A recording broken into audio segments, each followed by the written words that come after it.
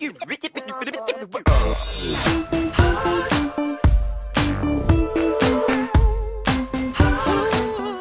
guys, sorry my hair is just up all the time lately. It needs to be cut and I don't feel like dealing with it. So today is going to be my May favorites, and I'm filming this a little bit later than I normally do because I kind of spaced it out.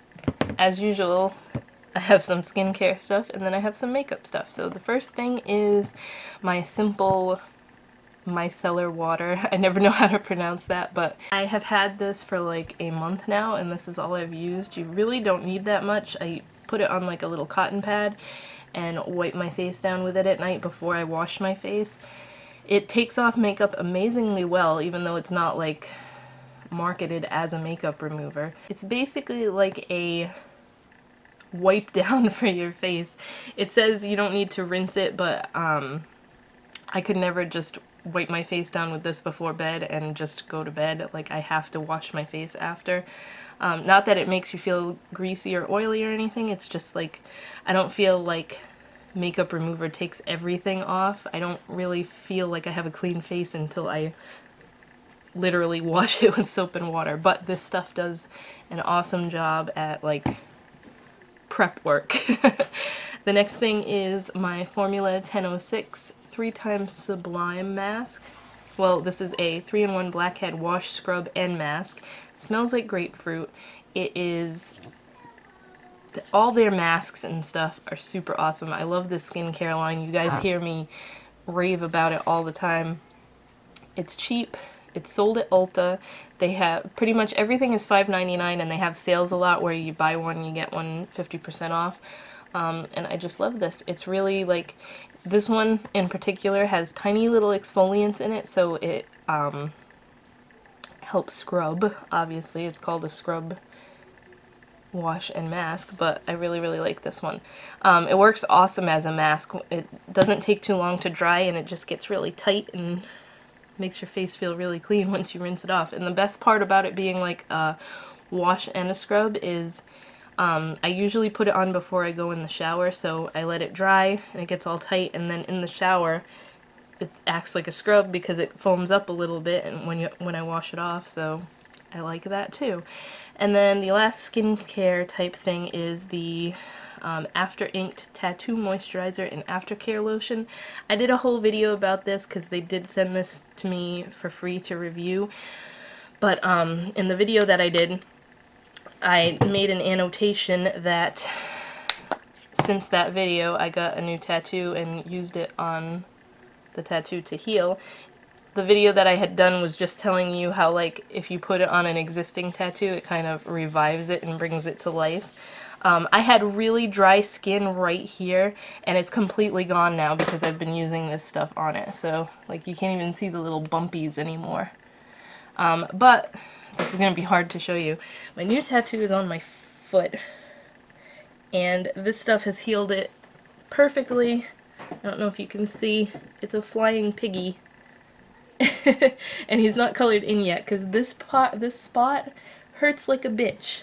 And I have my whole neck tattooed, so that's saying a lot because this was like my most painful one ever.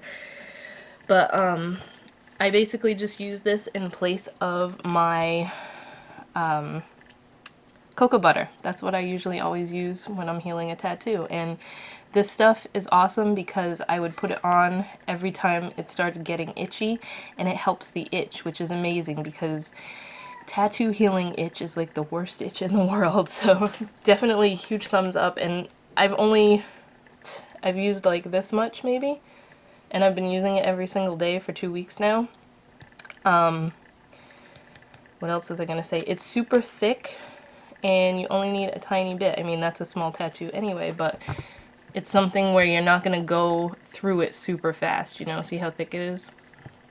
It doesn't have much of a scent to it. It's just like it's got grapeseed oil in it, so I don't know. It kind of has a little bit of a citrusy scent to it, but it doesn't last because it is unscented. It's just whatever natural oils are in there. Alright, so now makeup stuff. There's a whole bunch of makeup stuff here. Alright, so the first thing is Colorpop Highlighters, but this one in general. I bought 4 of them and I love them all, but this is the one I've been using the most. This color is called Spoon, and it's just a super nice, like champagne, super sparkly highlighter. That is actually what I have on as a highlight today. Hopefully you can see it like hitting the light and being all sparkly, but it's so pretty. Their highlighters are gorgeous. All their stuff is gorgeous, and just, it blends out so nicely. And Sam Sherman just did an awesome swatch video on all of these, and it made me want more of them, so. Put it in as the outtakes. It's not, it doesn't come off. It's the nude that you like because it doesn't come off. I do like her nude. Get out of here. Go away so I can finish this. It's taking me like an hour to film this. Ah, stupid. Alright, I believe this was in my favorites last month, but I've been using it constantly, so I figured it was only right to put it in my favorites again. The Urban Decay Afterglow blush in the color Rapture, which is kind of like the mauve-y color. This is just... Izzy's driving me nuts today. This is just such a nice, like, natural blush color. I love this so much. It's what I have on today with something else that I'm going to talk about in a few, but it's more like towards the front of my cheeks. So nice. I just love these blushes, and I'm trying to refrain from ordering more of them because I already have 2, and I have way too much makeup, let's face it. So the other thing that I kind of have towards the backs of my cheeks is the MAC Freshen Up highlighting powder, which I already talked about this in the haul video that I did, which this video is probably going to be up first, I don't know, but it's more of a blush than a highlighter. I mean, it's got the gold overspray over it, which, as you can see, I'm afraid to wipe it all away, because just like one swipe of your brush and it's gone, so I've been trying to use just this half of it, because it just looks so pretty with the gold. But it's pretty much just a matte powder underneath. It's 3 different shades. It's like a pinky peach, a peach, and then a super light peach, and blended together it's just a medium peach blush shade. But it's really smooth, really nice. I have it right over here. It's super pigmented too, so again, not a highlighter color by any means. I don't know who they're thinking this would work on as a highlight, but that is more of a blush than anything, but I really like it, so I had to put that in my favorites video. Now, what's on my lips, which is a Jeffree Star Velour Liquid Lipstick in the color I'm Nude. This is like my new favorite nude. It's such a perfect nude color for my skin tone. It's not one of those nudes that's like makes you look sickly. It's just the right shade, and these lipsticks are amazing. They last pretty much all day. I wouldn't say these last for me anyway, as long as like the Kat Von D ones do, but these also aren't as drying on the lips, so it's like a which one do you want type thing whenever I'm picking which liquid lipstick I'm going to use for the day.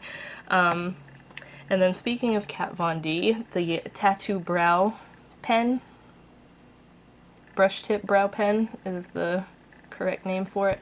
I have the color medium brown, and it looks just like her tattoo liner. It's got the super fine brush tip, and when I first got this I was like, how is this gonna work, because it's super thin, and if you're wanting to fill in your brows it's like too thin to do that.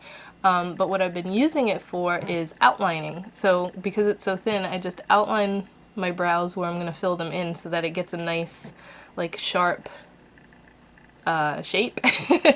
And then I just fill them in with my Anastasia, either the brow powder, which I use most of the time, or the Dip Brow pomade if I want a bolder look. But this has been working really good for that. When I first got it, I was like, I don't know how much use I'm going to get out of this, but it actually works really well for outlining, so I guess maybe that was the intended use for it. Or like I said, when I first got it, for people who like full-on shave off their eyebrows, it would be good to draw them in because you can get so precise with it. But the last few things I have here are eyeshadows. So the first thing, and I realize it's like all purple things. First thing is the NARS Christopher Kane Duo in Parallel Universe. You can see I've dipped into here quite a bit. These are just gorgeous colors. I freaking love both colors in here. There's like a lavender champagne type color and then a light lavender that has like pink and peach sparkles and blue sparkles. They're so sparkly, and for some reason you gotta see it in person to appreciate how awesome it is, but I will show you real quick. Look, I don't have eczema on this hand anymore. I still have a little over here, but I can swatch on the back of my hand. I'm so excited. Yeah, see how the light is hitting it? These are just gorgeous, gorgeous colors. And I've been using this quite a bit. I did get the single shadow too, but I figured I probably just shouldn't put all the stuff I recently got in this favorites video because that's annoying, but this is pretty much all recent stuff. I try not to do that, but that's what it always ends up being because it's stuff from the month that I bought that I've been loving. And then the next thing is this Urban Decay eyeshadow. It's one of their new colors. It's the color Tonic. It is amazing. It's another purple. It's like a duochrome, really pretty purple. This is what I have on my lids today. I will swatch this for you.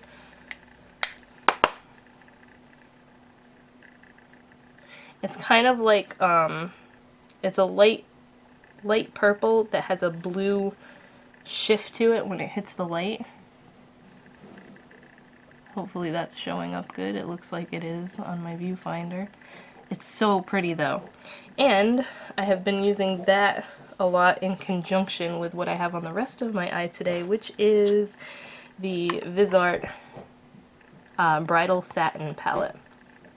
This just goes really good with that eyeshadow because it's got purples in here, and I'll show you actually what else I used on my eyes today. So I have Tonic on the innermost part of the lid. I used this color in the crease, which is kind of like a shimmery taupe. And then on the outer half of my lids, I used this kind of iridescent purple. It doesn't look iridescent in the pan, but when it's swatched, it has a nice iridescence to it. And then a little tiny bit of this more maroonish purple in the very outer V. So that's what's on my eyes today. This palette, I have been using this every single day since I got it, and it doesn't even look like it because you only need the tiniest bit of these shadows because they're so stinking pigmented. Like I said, I did a video about this, well, it was my haul video, which again, this is probably going to be up before that one is, but I mentioned, I just lost my train of thought. I mentioned that my only gripe about this was that, well, the eyeshadow palettes in general, was that they don't have any that are a mix of mattes and satins. They're all either all matte or all satin, or shimmer, or whatever the other one is. But people walking their dogs all over the place today. I keep seeing them go by the window. I keep losing my train of thought. But other than that, I usually end up using this in conjunction with like the Shade and Light eye palette from Kat Von D, or like I did today, I used all these shadows except for the Tonic one from Urban Decay. So I didn't use any mattes in this look today, but I usually do. That being said, this is amazing, totally worth it. What everybody says about these being amazing and they blend amazing, it's all true. I love this so much. This is like my new go-to palette. And if you like purples, definitely I recommend the Bridal Satin one because there's two really, really nice purples in here. But that is it for my May favorites. I don't think I forgot anything. I hope I did not. That's it for these, and I will see you in my next video. Don't get scared, take a chance. Don't let it slip through your hands. Love will save